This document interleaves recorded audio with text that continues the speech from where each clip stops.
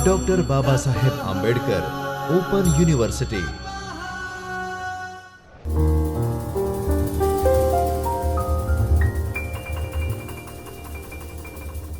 નમસ્કાર વિદ્યાર્થી મિત્રો, હું આશિષ વસાવા સમાજકાર્ય વિષયમાં આસિસ્ટન્ટ પ્રોફેસર તરીકે ડૉક્ટર બાબા સાહેબ આંબેડકર ઓપન યુનિવર્સિટીમાં કાર્યરત છું. ડૉક્ટર બાબા સાહેબ આંબેડકર યુનિવર્સિટીના જ્યોતિર્મય પરિસરમાં આવેલ ચેતન સ્ટુડિયોમાં આપનું સ્વાગત કરું છું. વિદ્યાર્થી મિત્રો, આજે આપણે BSW પાઠ્યક્રમ 201 સામાજિક વ્યક્તિક કાર્ય, જેની અંતર્ગત આપણે યુનિટ નંબર 2 વિશે ચર્ચા કરીશું. એકમ નંબર 2નું નામ છે સામાજિક વ્યક્તિક કાર્ય, એના મૂળભૂત ઘટકો અને સિદ્ધાંતો વિશે આજે આપણે ચર્ચા કરીશું. વિદ્યાર્થી મિત્રો, ખાસ કરીને આ એકમના મહત્વના હેતુઓ હોય છે કે તમે સામાજિક વ્યક્તિક સેવા કાર્યના જે મૂળભૂત ઘટકો છે એના વિશે જાણકારી મેળવી શકશો અને સામાજિક વ્યક્તિક કાર્યના જે સિદ્ધાંતો છે એના વિશે તમે આ વિડીયો લેક્ચરના માધ્યમથી વિસ્તૃત માહિતી મેળવી શકશો. વિદ્યાર્થી મિત્રો, સામાજિક વ્યક્તિક કાર્ય કે જે સમાજ કાર્યની પદ્ધતિઓમાંની એક છે. સમાજ કાર્યની પદ્ધતિઓમાં આપણે વાત કરીએ તો ખાસ કરીને સામાજિક વ્યક્તિક સેવા કાર્ય પદ્ધતિ છે, સામાજિક જૂથ કાર્ય છે, સામુદાયિક સંગઠન પદ્ધતિ છે અને સામાજિક ક્રિયા અને સામાજિક સંશોધન પદ્ધતિ, જે સમાજ કાર્યની મહત્વની પદ્ધતિઓ છે. એમાંની એક પદ્ધતિ તરીકે આપણે સામાજિક વ્યક્તિક સેવા કાર્ય પદ્ધતિને ઓળખીએ છીએ. સામાજિક વ્યક્તિક સેવા કાર્ય પદ્ધતિ ખાસ કરીને મહત્વના જે 4 ઘટકો છે, સામાજિક વ્યક્તિક સેવા કાર્યના મહત્વના 4 ઘટકો છે, જેમાં વ્યક્તિ, સમસ્યા, સ્થળ અને પ્રક્રિયા, આને ધ્યાનમાં રાખીને સેવાર્થીને મદદરૂપ થવાનું કાર્ય કરે છે. અને ખાસ કરીને જે વ્યક્તિને જે મનોસામાજિક સમસ્યાઓ છે એના સમાધાન માટે સામાજિક વ્યક્તિક સેવા કાર્ય પદ્ધતિ એ અગત્યનો ભાગ ભજવે છે. અને પર્લમેન નામના વ્યક્તિ છે જેમણે એક વ્યાખ્યા આપી છે કે જે વ્યક્તિ સાથે જે સંકળાયેલી બાબતો છે એના અભ્યાસ માટે અને એના સમસ્યાના સમાધાન માટે પ્રયત્ન કરે છે. અને આ સમસ્યાઓનો સામનો, જે પણ વ્યક્તિને જે સમસ્યાઓ છે એના સમાધાન માટે વ્યક્તિ પોતે સક્ષમ બને એ માટેના પ્રયાસો એ સામાજિક વ્યક્તિક સેવા કાર્ય પદ્ધતિ દ્વારા કરવામાં આવે છે.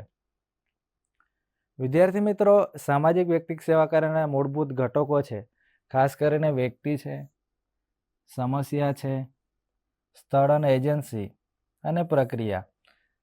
આ મહત્વના 4 ઘટકો છે જેની અંતર્ગત સામાજિક વ્યક્તિક સેવા કાર્ય વ્યક્તિને કે જે પણ સેવાર્થી છે એને મદદ કરવાનું કાર્ય કરે છે, જેની આપણે વિસ્તૃત સમજ આપણે આગળ મેળવીશું.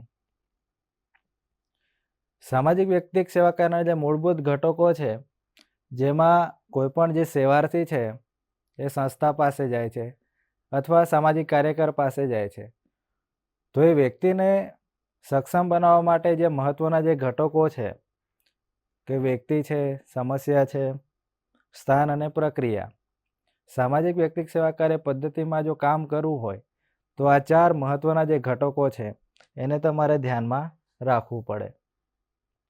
ખાસ કરીને સામાજિક વ્યક્તિક સેવા કાર્યના જે ઘટકો છે, જે પર્લમેન નામના વ્યક્તિએ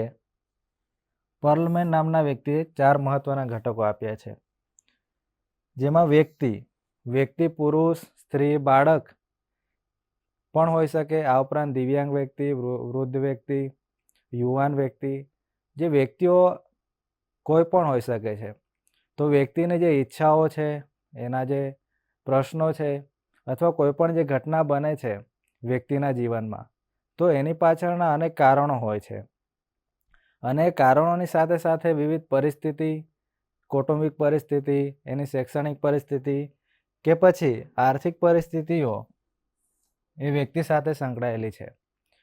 વ્યક્તિનું સામાજિક વાતાવરણ છે, શૈક્ષણિક વાતાવરણ છે, આ ઉપરાંત કુદરતી વાતાવરણ જે વ્યક્તિના વિકાસમાં અગત્યનો ફાળો આપે છે. ખાસ કરીને વ્યક્તિ એ સમુદાયમાં રહે છે અને સમાજના જે કુટુંબ, જે સંસ્થાઓ છે, સામાજિક સંસ્થાઓ, એની સાથે પ્રવૃત્તિઓ કરે છે. તો ખાસ કરીને સામાજિક વ્યક્તિક સેવા કાર્ય પદ્ધતિમાં વ્યક્તિ ખૂબ જ અગત્યનું ઘટક છે.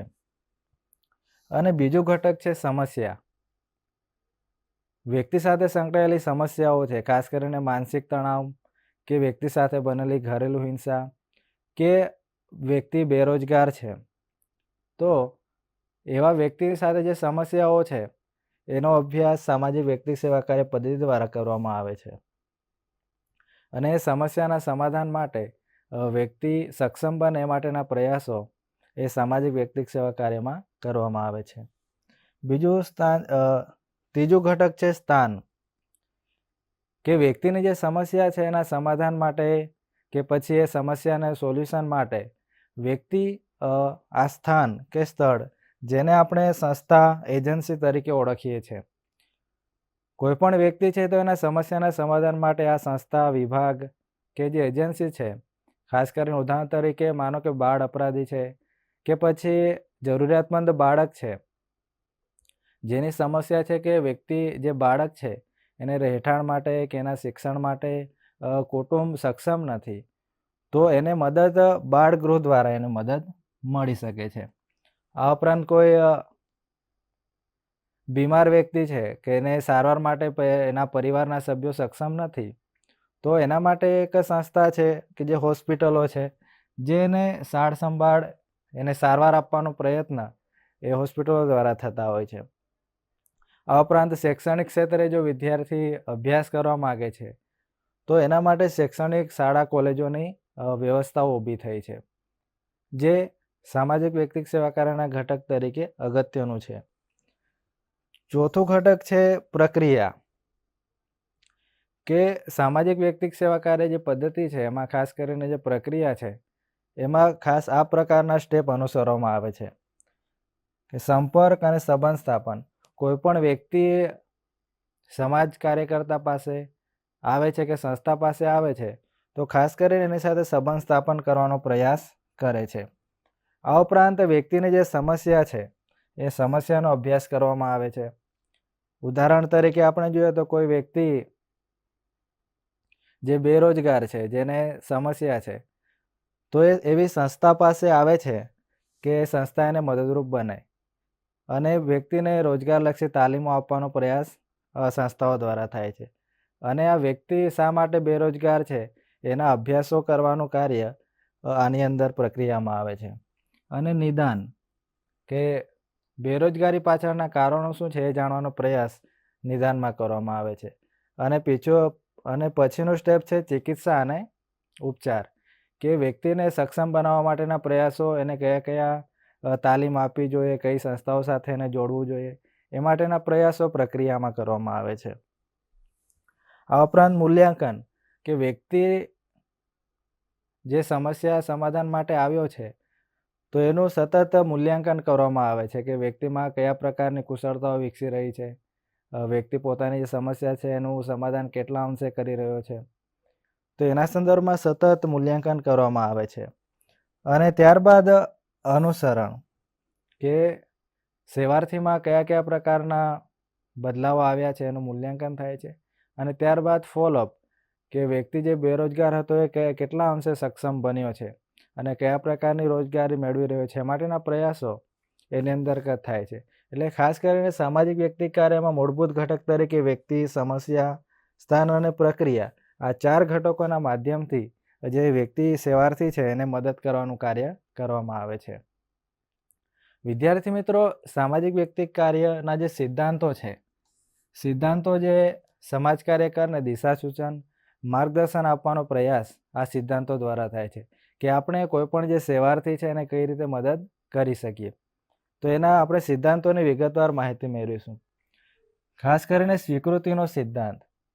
કોઈ પણ વ્યક્તિ જે સમસ્યાગ્રસ્ત છે, જ્યારે સામાજિક કાર્યકર પાસે કે સંસ્થા પાસે આવે છે મદદ મેળવવા માટે, તો વ્યક્તિ જે પણ સ્થિતિમાં છે એને એનો એ પ્રમાણે સ્વીકાર કરવો જોઈએ. અને દરેક વ્યક્તિ મૂલ્યવાન છે, એનું ગૌરવ જળવવું જોઈએ, જે સમાજકાર્યના મહત્વના મૂલ્ય છે. એટલે વ્યક્તિ જે પણ કન્ડિશનમાં આપણી પાસે આવે છે તો તો એને સ્વીકાર કરવો જોઈએ, એને આદર, એને પ્રેમ હું આપવાનું, જે સ્વીકૃતિના સિદ્ધાંતમાં આવે છે. આ ઉપરાંત સેકન્ડ નંબરનો સિદ્ધાંત છે વ્યક્તિકીકરણનો સિદ્ધાંત, કે દરેક વ્યક્તિ વિભિન્ન છે, એનો સ્વભાવ, દરેક વ્યક્તિની ક્ષમતાઓ કે વ્યક્તિની જે મર્યાદાઓ છે તે અલગ અલગ છે, અને એને દરેક વ્યક્તિનું સામાજિક વાતાવરણ, કૌટુંબિક વાતાવરણ પણ અલગ અલગ જોવા મળે છે, અને દરેક વ્યક્તિની જે જરૂરિયાતો છે એ પણ અલગ અલગ છે. તો વ્યક્તિકીકરણના સિદ્ધાંતમાં વ્યક્તિનું જે ભિન્નતા છે એ પ્રમાણે એને સ્વીકાર કરવાનું છે, વ્યક્તિની જે અલગતાઓ છે એ પ્રમાણે વ્યક્તિને મદદ કરવાનો પ્રયાસ આ સિદ્ધાંતનો ઉપયોગથી કરવાનો છે. ત્રીજો સિદ્ધાંત છે સેવાર્થીને ભાગીદારીનો સિદ્ધાંત.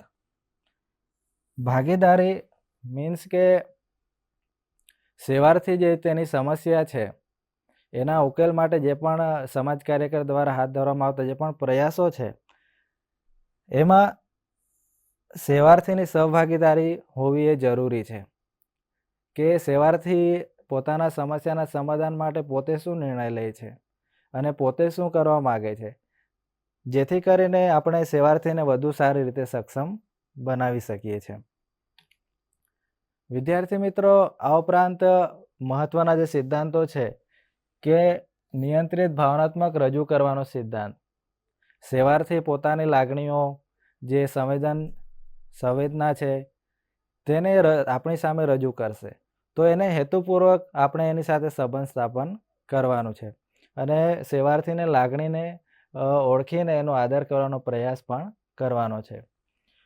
પાંચમો સિદ્ધાંત છે સ્વનિર્ણયના સિદ્ધાંતો, કે સેવાર્થી પોતાના સંબંધિત નિર્ણયો લેવાનો અધિકાર પણ એને છે, કે પોતે શું સમસ્યાના સમાધાન માટે શું નિર્ણય લઈ શકે છે.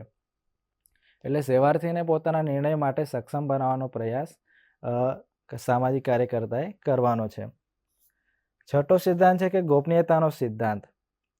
સેવાર્થી કાર્યકર્તા પાસે આવશે અને માહિતી આપણને કે કાર્યકર્તાને આપે છે, તો ખાસ કરીને કાર્યકર્તાએ જે પણ સેવાર્થી સાથે જે પણ ચર્ચાઓ થાય છે, સમસ્યાઓ સંબંધિત જે કંઈ ચર્ચાઓ થાય છે, સેવાર્થી તમને એમની સમસ્યાઓ જણાવશે, તો એ સમસ્યાના સમાધાન માટે વિવિધ કાર્યકર્તા અને સેવાર્થી વચ્ચે આંતરક્રિયાઓ થશે.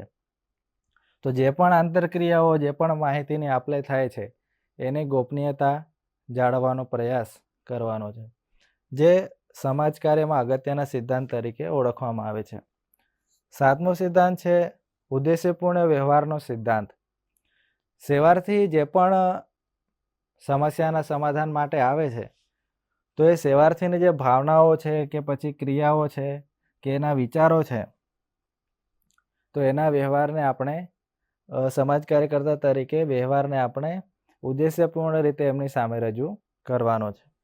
આ ઉપરાંત 8મા નંબરનો સિદ્ધાંત છે કે સંસાધનોનો વિકાસ અને ઉપયોગિતાનો સિદ્ધાંત, કે જે સમાજમાં જે ઉપલબ્ધ જે સંસાધનો છે એના વિશે સામાજિક કાર્યકરને જાણકારી હોવી જોઈએ, અને જે પણ સેવાઓ સેવાર્થીના સંદર્ભમાં ઉપલબ્ધ છે એની સાથે જોડાણ કરીને સેવાર્થીને મદદરૂપ થવાનો પ્રયાસ એ સામાજિક કાર્યમાં કરવામાં આવે છે. તો વિદ્યાર્થી મિત્રો, આ અગત્યના સામાજિક વ્યક્તિ કાર્યના અગત્યના સિદ્ધાંતો છે, જેના વિશે આપણે વિસ્તૃત માહિતી મેળવી છે. ખાસ કરીને સામાજિક વ્યક્તિક સેવા કાર્ય જે વ્યક્તિગત જે સમસ્યાઓ છે એને વૈજ્ઞાનિક પદ્ધતિઓ દ્વારા અભ્યાસ કરવાનો પ્રયાસ કરે છે, અને વ્યક્તિ પોતે પોતાની સમસ્યાનું સમાધાન કરતો થાય એ માટે સામાજિક વ્યક્તિક સેવા કાર્ય પદ્ધતિ અગત્યની ભૂમિકા ભજવે છે. અને જ્યારે પણ સેવાર્થીને મદદ કરવાનું હોય છે તો મહત્વના જે આપણે 4 ઘટકો જોઈ ગયા, કે વ્યક્તિ સાથે કામ કરવા માટે વ્યક્તિ, સમસ્યા, સ્થાન અને પ્રક્રિયા, જે સામાજિક વ્યક્તિક સેવા કાર્યના અગત્યના ઘટકો છે. અને આ લેક્ચરમાં આપણે જે સામાજિક વ્યક્તિક કાર્યના અગત્યના જે સિદ્ધાંતો છે એના વિશે આપણે ચર્ચા કરી છે. અને વિદ્યાર્થી મિત્રો, સ્વાધ્યાયના પ્રશ્નો છે કે તમે સામાજિક વ્યક્તિક સેવા કાર્યની વ્યાખ્યાઓ અને એના ઘટકો તમે અભ્યાસ કરી શકો છો, અને એના સિદ્ધાંતો વિશે પણ તમે લેખન કાર્ય, સ્વાધ્યાય કાર્ય પણ કરી શકો છો. વિદ્યાર્થી મિત્રો, સામાજિક વ્યક્તિક સેવા કાર્ય પદ્ધતિને સમજવા માટે જે અગત્યની જે પુસ્તકો છે, આ પુસ્તકો છે એનો પણ તમે અભ્યાસ કરી શકો છો. તો વિદ્યાર્થી મિત્રો, અહીં આપણું આ વ્યાખ્યાન પૂર્ણ કરીએ છીએ અને ફરી નવા વ્યાખ્યાન સાથે ફરી મળીશું. નમસ્કાર.